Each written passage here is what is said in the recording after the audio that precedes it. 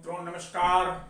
मैं राकेश जायसवाल आप लोगों का career classes civil lines Gorakhpur में हार्दिक स्वागत एवं अभिनंदन है। मित्रों, हम लोगों ने पिछले वीडियो में पढ़ा भारतीय राष्ट्रीय कांग्रेस का उदारवादी चरण और आज हम लोग प्रारंभ करने चल रहे हैं भारतीय राष्ट्रीय कांग्रेस का अतिवादी चरण के विषय में। आज आप लोगों की हम जानकारी में श्री वृद्धि करने वाले हैं। तो भारतीय राष्ट्रीय कांग्रेस का अतिवादी दृष्टिकोण या उग्र राष्ट्रवाद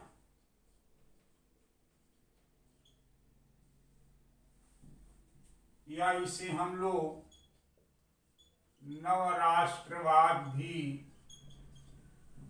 कहते हैं। ये अतिवादी दृष्टिकोण या उग्र राष्ट्रवाद या नव राष्ट्रवाद एक प्रतिक्रिया थी नरमपंथियों के विरुद्ध। उदारवादी विचारकों ने जो लक्ष्य प्राप्त करने का प्रयास किया गया था वे प्रायः उसमें असफल रहे। भारतीयों में असंतोष बढ़ रहा था। उस असंतोष को ऑर्गेनाइज्ड किया हमारे नौ राष्ट्रवादियों ने। ये नौ राष्ट्रवाद या उग्र राष्ट्रवाद या अति राष्ट्रवाद स्वाभिमान पे बल देता है, त्याग पर, बलिदान पर, संघर्ष पर, बहिष्कार पर, स्वदेशी पर, इस पर बल देता है। नौ राष्ट्रवाद के जो विचारक हैं वे विचारक कौन कौन हैं मैं आपके सामने प्रस्तुत करना चाहता हूं। लाल बाल पाल तो आप सभी जानते होंगे। बाल गंगाधर तिलक, लाला लाजपत राय,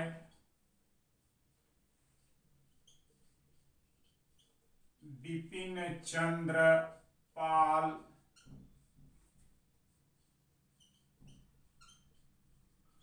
अरविंदो घोष,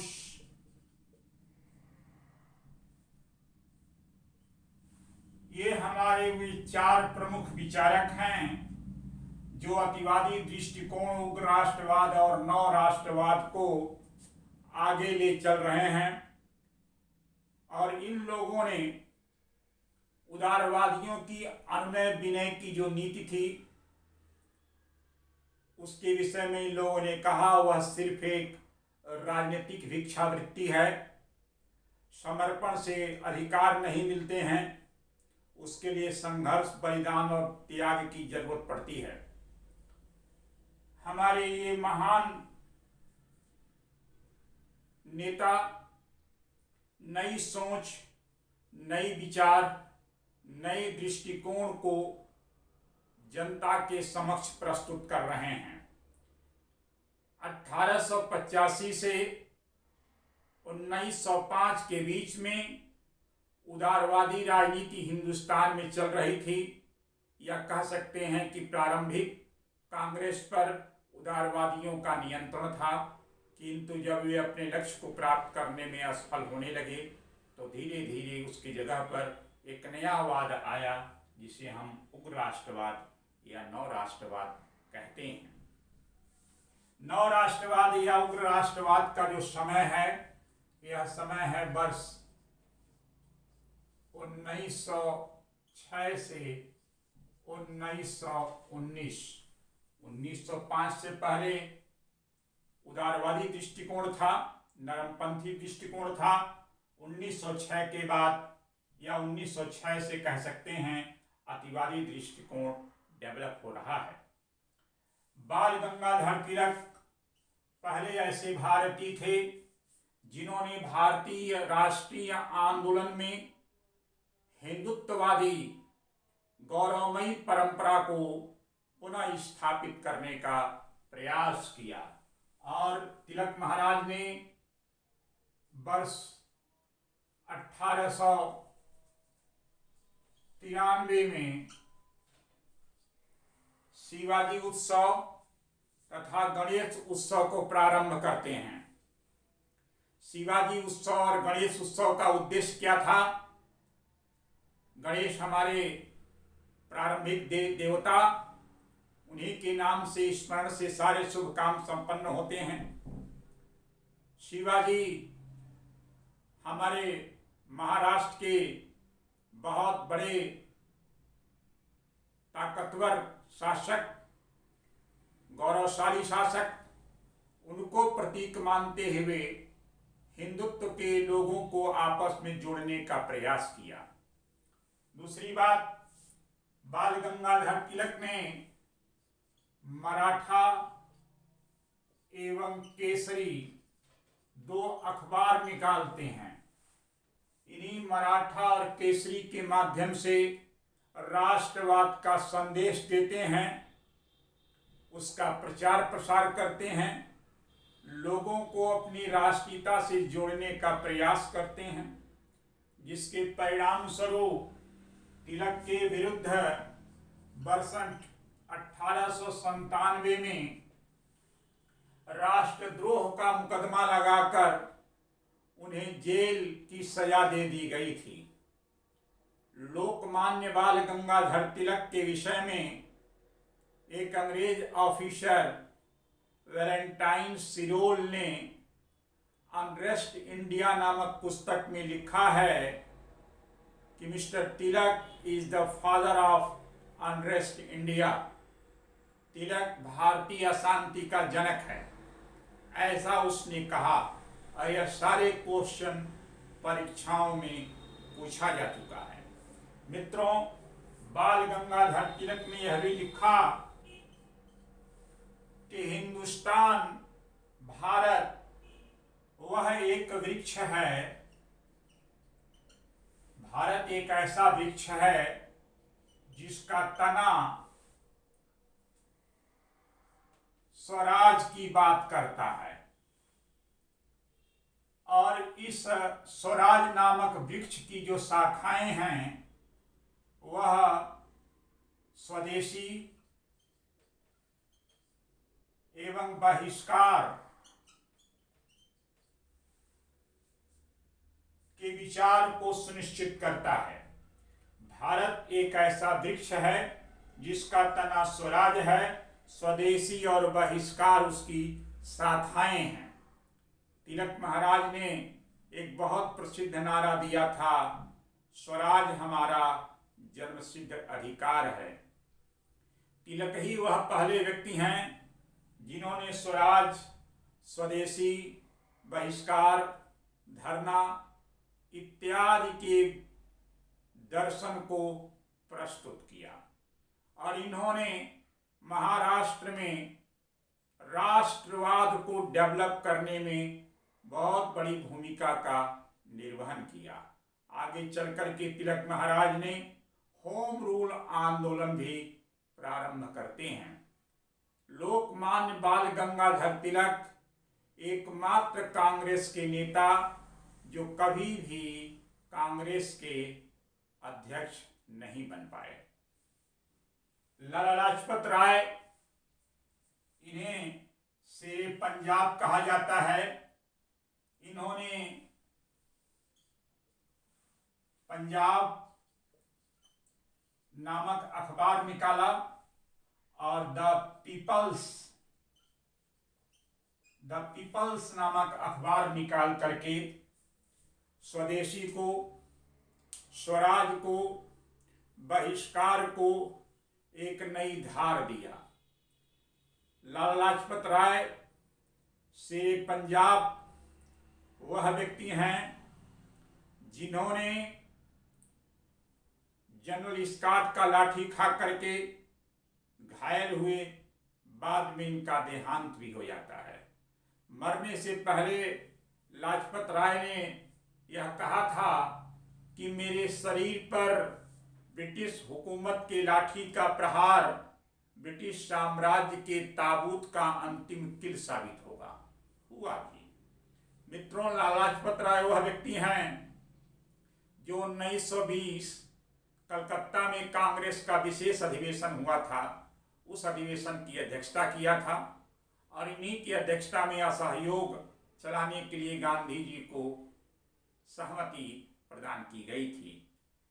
लाला लाजपत राय से अंग्रेज इतने भयभीत हो गए कि इनको भी भारत से बाहर निकालने का आदेश दे दिया और कहा जाता है लाला लाजपत राय अमेरिका पहुंच करके गदर आंदोलन के बनाने में भी, उसको आगे बढ़ाने में भी इनका बहुत बड़ा सहयोग था। लाला लाजपत राय ने उदारवादी कांग्रेस की नीतियों की भर्त्सना की और कहा यह सिर्फ भिक्षावृत्ति से कुछ भी हासिल नहीं होता है, उसके लिए हम लोगों को संघर्ष करना पड़ेगा। लाला लाजपत राय का यह भी मानना था कांग्रेस का विस्तार होना चाहिए, ग्रामीण क्षेत्रों आम जनता को कांग्रेस से जोड़ना पड़ेगा, तभी कांग्रेस सही माने में राष्ट्र की आवाज बनेगी। बिपिन चंद्र पाल को हम लोग शेरे बंगाल कहते हैं।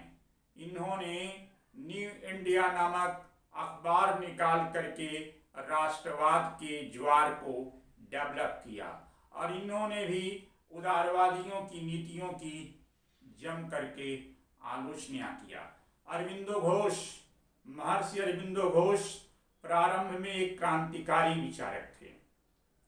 अरविंदो घोष ICS में सेलेक्ट होकर के उन्होंने वह पद छोड़ दिया था और राष्ट्रवाद की धारा को आगे बढ़ाने के लिए आ गए। अरविंदो घोष 1893 में बंबई में एक अखबार प्रकाशित होता था, इंदु प्रकाश।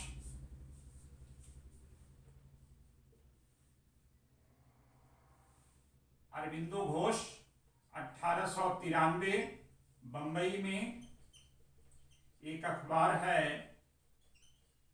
इंदु प्रकाश, उस अखबार में राष्ट्रवाद से संबंधित अनेकों लेख लिखा और उनकी चर्चित लेख का शीर्षक था the new lamps of old, बूढ़े व्यक्तियों के लिए नई लालटेन, न्यू लैंप्स ऑफ ओल्ड। जो उदारवादी थे उनकी आलोचना कर रहे थे। और इतना ही नहीं मित्रों, अरविंदो घोष ने कलकत्ता में रहते हुए एक पुस्तक लिखी भवानी मंदिर।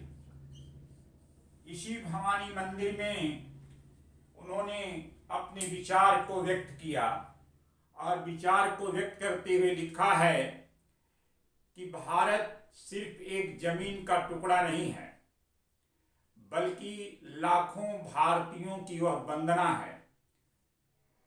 भारत लाखों भारतीयों की वह सृष्टि है और उसके प्रति हमें कुर्बान होना पड़ेगा, उसको लेकर के हमें आगे लड़ाई लड़नी पड़ेगी। इन महान नव राष्ट्रवादी क्रांतिकारियों ने पूरे भारत में तूफानी दौरा करते हुए लोगों को अपने अधिकारों के प्रति सचेत किया, राष्ट्रीयता का एक नया दृष्टिकोण पैदा किया और इन्हीं के विचारों से प्रभावित होकर के भारत में कई क्रांतिकारी घटनाएं प्रारंभ होती हैं जो लगातार बढ़ती गईं और अंग्रेजी शासन की लानत और मलानत भी इन लोगों ने किया। मित्रों, इसके अलावा अब सवाल यहाँ ये उठता है, नव राष्ट्रवाद के उभरने का कारण क्या था? आखिर में नव राष्ट्रवाद कैसे डेवलप हो रहा है, उसके क्या कारण थे? नव राष्ट्रवाद उभरने के क्या कारण थे? जरा उन कारणों की हम लोग चर्चा करते हैं। नव राष्ट्रवाद उत्पन्न होने के कारण क्या क्या वह रीजन्स थे जिससे भारत में उग्र राष्ट्रवाद या नव राष्ट्रवाद पनपता है। तो पहला कारक है अंग्रेजी राज की प्रकृति। यह पहला कारक है अंग्रेजी राज की प्रकृति। दूसरा कारक है अंग्रेजी सरकार की दमनकारी नीति। अंग्रेजी सरकार की दमनकारी नीति। तीसरा है अंतर्राष्ट्रीय घटनाएं। कुछ ऐसी अंतर्राष्ट्रीय घटनाएं घट रही हैं जिससे भारत में हमारे युवक, हमारे विचारक काफी प्रभावित थे। फिर चौथा है विचारकों का प्रभाव। हमारे जो कुछ विचारक थे उनके प्रभाव से नव राष्ट्रवाद डेवलप होता है। और पांचवा था पद्धति एवं कार्य। पद्धति एवं कार्य। तो यही 5-6 महत्वपूर्ण कारण हैं जिन कारणों से भारत में अतिवादी दृष्टिकोण डेवलप हुआ। पहला है अंग्रेजी राज की प्रकृति। अंग्रेजी राज की प्रकृति से आशय क्या है मित्रों? हमारे देश के कुछ महान विचारक जैसे दादा भाई नौरोजी ने एक प्रसिद्ध पुस्तक लिखी थी। उस पुस्तक का नाम था poverty of un British rule in India. और एक और महान विचारक थे रमेश चंद्र दत्त। उन्होंने किताब लिखी थी economic of India, economic history of India. इन दोनों पुस्तकों में इन दोनों विचारकों ने अंग्रेजी उपनिवेश का स्टडी कर यह बतलाया कि अंग्रेजों की नीतियों की वजह से भारत दरिद्र बन गया। भारत के लोग जो कभी आत्मनिर्भर थे, भारतीय समाज आत्मनिर्भर था, लेकिन ब्रिटिश हुकूमत और उनकी उपनिवेशवादी दृष्टिकोण हमारे भारतीय अर्थव्यवस्था को तहस नहस कर दिया। तो उनको जिम्मेदार ठहराया भारतीय गरीबी का।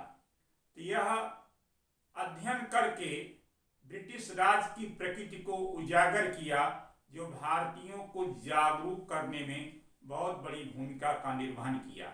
एक और विद्वान थे जीबी जोशी। जीबी जोशी ने भूमि कर प्रणाली का अध्ययन किया और उस अध्ययन से उन्होंने बतलाया कि अंग्रेजी सरकार की जो भूमि पर कर प्रणाली है वह बहुत ही शोषणकारी तथा दमनकारी है, जिससे भारतीय किसानों को शोषण के सिवा कुछ नहीं होता है। जो हमारे किसान थे उन्हें मजदूर बना दिया गया। तो इससे भी भारतीय जनचेतना को एक नया दृष्टिकोण मिला।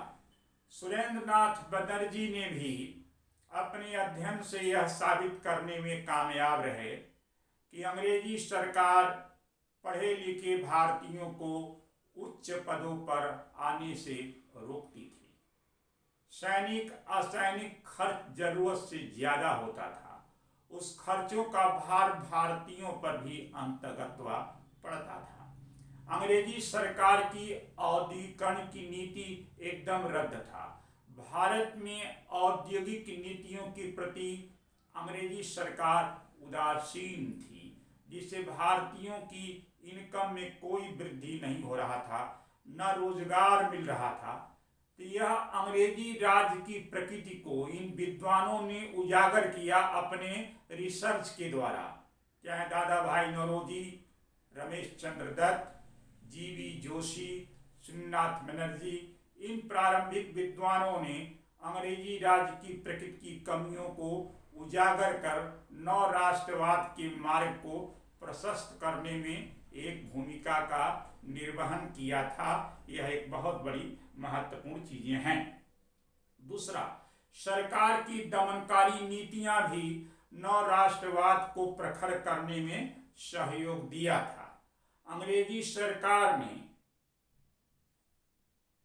आईपीसी में, इंडियन पिनल कोड, भारतीय दंड संहिता में धारा 124 ए और धारा 156 ए जोड़ करके हमारी राष्ट्रीयता को गला घोंटने का प्रयास किया।